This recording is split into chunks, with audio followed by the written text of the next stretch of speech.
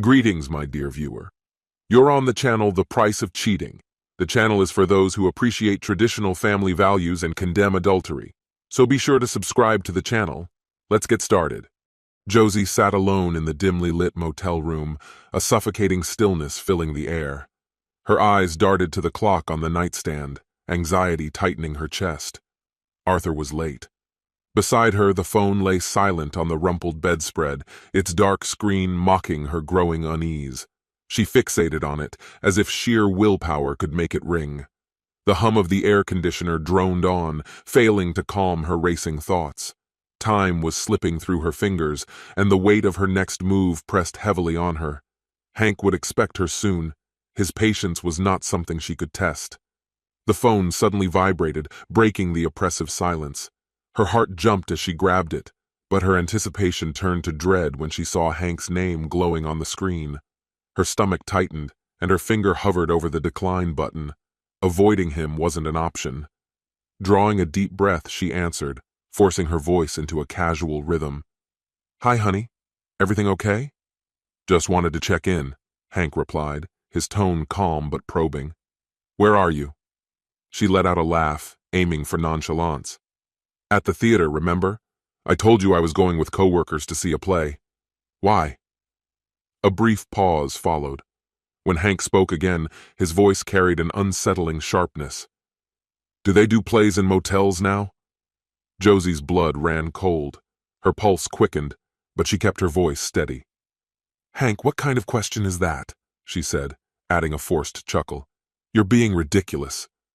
He gave a low laugh, though it felt more calculated than amused. "Just joking. It's awfully quiet for a theater." She swallowed hard, her mind scrambling for an excuse. "I'm in the restroom," she lied smoothly. "You're interrupting my evening, you know. Can we talk later?" "Sure," Hank said, his tone lightening. "Enjoy the play. I'll see you when you get back."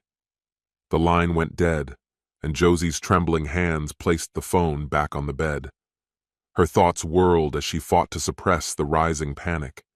He couldn't possibly know, she reassured herself. It had to be a coincidence. Yet the knot of unease refused to loosen. A soft knock on the door startled her. She hurried to answer, relief washing over her when she saw Arthur stepping in. He cast a quick glance down the hallway before closing the door behind him. Despite his faint smile, his eyes betrayed the tension in his shoulders. "You're late," she whispered, her relief laced with irritation. Arthur sighed, his voice steady but apologetic. "Sorry. Got held up. Nothing serious." He offered no details, but the warmth in his gaze softened her frustration. Taking her hands, he drew her close, and the tension between them dissolved in the quiet intimacy of the moment. She studied his face, the familiar kindness in his eyes, and the rough line of stubble along his jaw, easing her nerves. His smile felt like home, and soon their conversation turned light, soft laughter and quiet jokes filling the room. When his hand brushed against her cheek, she leaned into the touch, letting the world beyond their door fade away. Their lips met in a kiss that began tenderly but quickly deepened. They moved together toward the bed, shedding the weight of their separate lives in each other's embrace. For a few stolen hours, time ceased to matter. Whispered words and gentle touches created a fragile haven, untouched by reality. Eventually, Josie glanced at the clock and sighed. "I need to leave soon," she murmured, her voice tinged with regret. "Hank will start to wonder." Arthur leaned back, a mischievous grin playing on his lips. "We could just vanish," he teased. "Pack up and head somewhere sunny. Just you and me." Her face lit up at the idea. "A quiet beach far from everything," she mused, her voice wistful. "It sounds perfect." Their laughter mingled with their dreams of escape until a sudden, sharp knock at the door shattered their reverie. Josie froze, her body going rigid. "Who could that be?" she whispered, panic creeping into her voice. She scrambled to gather her clothes, clutching the bedsheet tightly around her. Arthur remained calm, flashing her a reassuring smile. "Relax," he said softly. "No one knows we're here. I'll handle it." He slipped on his boxers and approached the door as the knocking grew louder. "All right, hold on," he called, his tone light but firm. Josie watched, her heart hammering in her chest. As Arthur reached for the handle, a terrible thought gripped her. What if it's Hank? Her breath hitched as she fumbled to dress, dread clawing at her as the door creaked open. As the tension in the air dissipated briefly, relief washed over her. It wasn't Hank at the door. That relief was fleeting, though, quickly replaced by confusion as she recognized the woman standing there. Arthur, halfway across the room, froze in his tracks. His face turned ashen, drained of all color. The woman's expression was a storm of fury, every line of her face etched with rage. It was Emily. For a moment, the room held its breath. Emily stood in icy silence, her piercing glare fixed on Arthur. Without warning, she swung her purse with such force that it cracked against his face. Arthur stumbled back, raising his hands in a futile attempt to shield himself. "Emily, please, calm down! Let me explain!" Arthur's voice wavered, desperation bleeding through every word. Emily's words cut through the air, sharp and venomous. "You lying, cheating coward! I knew you were up to something, but this is a whole new low." Josie, frozen in shock at first, finally found her voice. "What is going on here? If you don't leave, I'm calling the cops." Emily's fiery glare shifted to Josie. "Shut your mouth, you filthy little tramp!" she spat, her words slicing like ice. Josie, her face a mixture of shock and defiance, scrambled to grab her bra and hastily pull it on. "And who the hell do you think you are, barging in here like a maniac?" Josie shot back, her voice rising. Arthur, caught in the escalating chaos, raised his hands as though to physically hold back the storm. "Everyone just stop! Let's talk about this calmly." Emily's sharp laugh cut him off. "Oh, I'll do the talking," she snarled. "I'm his wife. The man you've been screwing, he told me he was working a night shift." Josie's jaw dropped in disbelief. "Arthur, you told me you were divorced. Last month, remember?" Arthur, looking like a cornered animal, glanced frantically between the two women. "Josie, I can explain. Emily, let's step outside to talk." He reached out to her, but the moment his hand touched her arm, Emily jerked away with a glare that could pierce steel. "Don't you dare touch me, you lying piece of garbage!" she snapped before delivering a swift knee to his groin. Arthur crumpled, clutching his stomach and groaning in pain. Josie, unable to hold back any longer, shouted, "Are you insane, Emily? You've completely lost it!" Emily's gaze locked onto Josie, her eyes narrowing. "Insane? Sweetheart, this isn't insanity. This is righteous fury." Josie rolled her eyes, slipping on her dress. "I'm out. You two can sort out this circus without me." She headed toward the door, but Emily blocked her path, shoving her back. "And where do you think you're going?" Emily barked, her tone dripping with scorn. "You think you can just walk out of my husband's bed like this is some kind of joke?"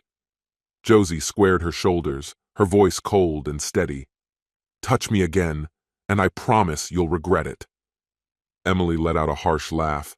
"Oh, really? And what exactly are you going to do about it?" Arthur, still doubled over, tried to intervene. "Emily, Josie, please, stop this madness." But Emily silenced him with another swing of her purse, this time hitting his shoulder. "Stop? The only stopping I'll do is in court when I take everything you've got." Arthur winced, rubbing his shoulder. "Emily, please." Josie threw her hands up in exasperation. "You're both out of your minds," she yelled, inching toward the door again. But Emily wasn't done. She lunged forward, grabbing a fistful of Josie's hair.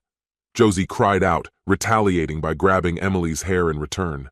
The two women spun in a chaotic, furious dance, slapping and yanking at each other like wildcats. "You want to play dirty?" Josie hissed, pulling harder. "Fine by me." Arthur, watching the chaos spiral further out of control, stepped between them. "Ladies, enough!" he begged. Bad timing. Josie swung wildly, aiming for Emily, but instead landed a sharp slap on Arthur's jaw. "Oops," she muttered, her tone far from apologetic. Emily seized the opportunity, tugging Josie's hair harder and managing to slap Arthur square on the other cheek in the process. "Can you both stop hitting me for just 1 second?" Arthur groaned, clutching his face. Neither woman heeded his plea, locked as they were in their own battle. Emily managed to slap Josie's arm, smirking triumphantly. "How's that for a goodbye?" Josie retaliated with a slap of her own. "That all you've got? Pathetic." Arthur, thoroughly defeated, threw his hands in the air. "I'm done! Good luck sorting this mess out!"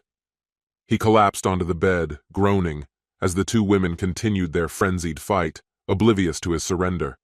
When the dust began to settle, the two women launched themselves at each other with wild, unchecked energy. Their tussle, frantic and clumsy, lasted an eternity in just over a minute. Hair was yanked, and slaps landed with more force than aim, until finally they tore apart, panting and disheveled. They stood across from one another, glaring, their fury matched only by their exhaustion. Around them, the room wore the scars of their fight, a chaotic, upended mess. Arthur leaned heavily against the wall, his expression one of a man battered by a storm not of his own making. Josie smoothed down her rumpled dress, trying to salvage some shred of dignity. "With antics like that, it's no wonder he's always running away from you," she snapped, her words dripping with venom. The two women, standing a few feet apart, were a picture of disarray. Hair tangled, clothes askew, and cheeks flushed with the unmistakable marks of combat, they looked like they'd walked through a tornado. But the battle wasn't over. It had simply shifted to words, sharp and cutting as daggers. Emily scoffed, flicking a stray lock of hair off her shoulder. "And that's your idea of a dress? Darling, even reality TV stars wouldn't stoop that low." Josie's eyes rolled dramatically as she fired back. "At least I'm not strutting around in that leopard print catastrophe. Did a zoo escapee dress you this morning?" Arthur, rubbing his own bruised jaw, raised his hands in a futile attempt to broker peace. "Ladies, can we try being adults for a second?" he pleaded. The response was swift and unanimous.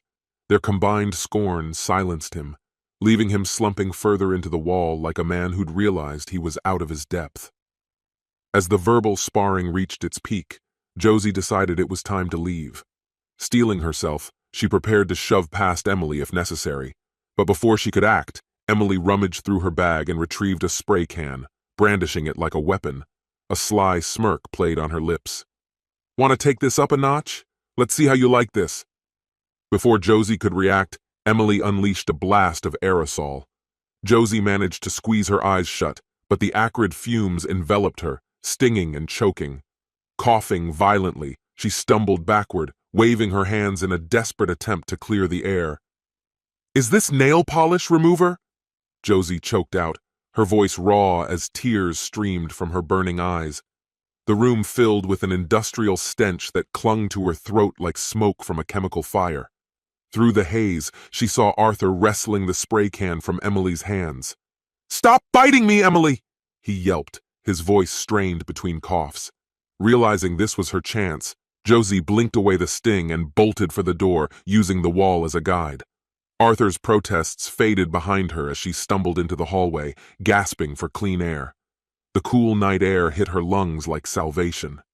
Josie staggered toward her car, her mind racing with disbelief and fury. "Never again," she muttered under her breath. "That's the last time I let anyone talk me into this." Her relief was short-lived. As she approached her car, the sight of bold, black graffiti on the side stopped her cold. The word whore screamed back at her in crude, dripping letters. Her jaw clenched as her fists balled up. "Perfect, just perfect," she growled, yanking the car door open. Sliding into the driver's seat, she caught a glimpse of herself in the mirror and froze. A black streak of paint marred her cheek, a souvenir from Emily's aerosol assault. Grabbing a wet wipe, she tried to scrub it off, only to smear it further. "Great," she muttered darkly. "Now I need paint thinner just to clean my face." Her dress was torn, her cheeks bore slap marks, and her hair was a wreck, but none of it mattered. Anger fueled her now. She jammed the key into the ignition, only to hear the dreaded thump-thump of a flat tire. Climbing out, she discovered a jagged puncture in the rubber, mocking her misery. She spat on the ground in frustration. "Emily, you'll pay for this," she growled. "Round 2 is coming." The drive home, slow and fraught, blurred into a haze of rage. By the time Josie stormed into her house, Her mind was consumed with a single thought: revenge. Thoughts of explanations or excuses didn't even cross her mind. Hank, lounging in the kitchen with a cup of coffee, looked up as she entered. One glance at her smeared face and torn dress, and he burst into laughter. "Well, look at you," he said, his grin wide. "Raccoon or performance art? Can't decide." Josie ignored him, her focus on rummaging through cabinets for something, anything, to clean her face. Her hands fumbled as her mind boiled with fury. Hank leaned casually against the counter, smirking. "Tough night at the theater?" he quipped. "Or is this some avant-garde method acting I'm not in on?" Scrambling for an excuse, Josie stammered, Hooligans. Some homeless guys thought we were part of a show and went nuts with spray paint. Real artsy stuff." Hank's eyebrow arched as he barely contained another laugh. "Well, that's certainly one way to spend an evening." Experimental theater, far from the usual vibe in the downtown arts scene. Bold, immersive, and seemingly without structure. Josie let out a forced laugh, her head low as she rummaged through the cluttered room. Across the space, Hank strolled toward the window, lazily sipping his coffee until something outside snagged his attention. Painted in vivid strokes along the side of Josie's car was a single, glaring word. Hank almost choked on his coffee. "Well, isn't this something?" he said, his voice laced with sly humor. "You've decided to name the car? Kind of brutal, don't you think?" Josie froze mid-motion, her cheeks blazing crimson. Hank turned back toward her, leaning against the wall with an air of exaggerated gravity. "Should I be concerned?" he teased, arching an eyebrow. "You look like you've been through some kind of disaster zone. Want a hand with whatever this is?" That broke her. Josie spun around, her patience fraying. "Hank, I do not have time for your nonsense right now," she snapped, grabbing for a rag, a sponge, anything to erase the chaos. Her muttered curses filled the room as she darted from one corner to the next, a whirlwind of frustration. Hank leaned against the doorway, his grin growing wider with every frantic move she made. He couldn't have orchestrated a better scene if he'd tried. The drama was far richer than he'd anticipated. He observed her attempt to scrub paint off her face with one hand, while simultaneously wriggling into an oversized hoodie and sweatpants. "Tell me honestly," he said, barely stifling a laugh, "did you actually go to the theater? Because, Josie, you look like you squared off with a tornado." She shot him a venomous glare. "Yes, Hank, I was at the theater," she bit out. "What kind of ridiculous question is that?" He tilted his head, pretending to scrutinize her appearance. "You sure? From this angle, it looks like you took on an alien invasion and lost." Her glare sharpened, her tone dripping with sarcasm. "You're hilarious, Hank. Truly. Have you considered a career in comedy?" She yanked the hoodie over her head and started rifling through a nearby cabinet, muttering, "Where's the damn baseball bat?" Hank raised his eyebrows, feigning alarm. "Hold on. What's the plan here? Are we talking musical rumble a la West Side Story? Or full-on vigilante Chuck Norris?" Her glare could have incinerated steel. "Enough with the jokes, Hank. Just hand me your car keys." Recognizing he'd pushed her to the brink, Hank stepped forward, his tone softening. "Josie, slow down for a second. Take a breath. Talk to me." She stopped, but the fire in her eyes didn't dim. "There's no time, Hank. That lying coward needs to face what's coming to him." Hank raised his hands in a calming gesture. "Before you start dishing out street justice, there's something you should know. Arthur, he's juggling 2 girlfriends, and I'm not sure where you fit into his lineup." The room went still as his words sank in. Josie's face shifted, fury giving way to stunned disbelief. "Wait, are you saying he's seeing someone else?" she asked, her voice trembling. "That two-timing bastard!" Hank's steady gaze didn't falter. He let the silence speak for him, watching as comprehension dawned on her face. Her eyes flicked to Hank, panic overtaking anger. "Oh no," she whispered, realization hitting her like a slap. "What did I just say?" Hank let out a humorless chuckle. "Yeah, Josie, I've pieced it all together. Did you really think I wouldn't notice the lies, the sneaking around? Arthur? Seriously? The guy's cheating on his wife, you, and someone else. Quite the hat trick." Her defenses crumbled. Tears welled up as she cradled her head in her hands. "I didn't want this, Hank. It was stupid and reckless. I messed up. Hank's voice remained firm. Stupid? Reckless? Sure, but let's not downplay it. You knew exactly what you were doing. Her head snapped up, incredulous. Wait, you've been spying on me? Following me? He crossed his arms, unbothered. Not spying, just enough digging to confirm what I already suspected. Her eyes widened in realization. So, Emily showing up out of nowhere? That was your doing? Hank allowed himself a small grin. Call it coincidence, or maybe just karma finding its way. Funny how things work out. Josie threw her hands up, her voice rising in indignation. You've ruined my life, Hank! All of this chaos! You set it in motion! Hank didn't flinch. Let's get real, Josie. When I called you and you lied about where you were, who was setting who up? You made these choices. She faltered, searching for a way to shift the blame. You've endangered me, Hank. I'm the victim here, dragged into this mess you created. His expression hardened. A victim? Josie, the second you betrayed me, you became the architect of your own chaos. If your life's a mess now, it's only because you built the storm. Hank's eyes hardened, a cold determination settling in his gaze. His voice dropped to a disturbingly even tone. Josie, enough with the theatrics. We're not actors in some tragic play, he said, his words slicing through her defenses.